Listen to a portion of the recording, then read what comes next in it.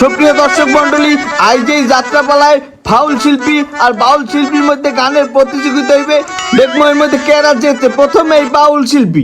ড্যাং ড্যাং ড্যাং ড্যাং ড্যাং ড্যাং সংসার আমার ভালো লাগে না, সংসারে ভালো লাগে না, অন্য বেড়া গো বহু না দেখলে আমাগো দমে না।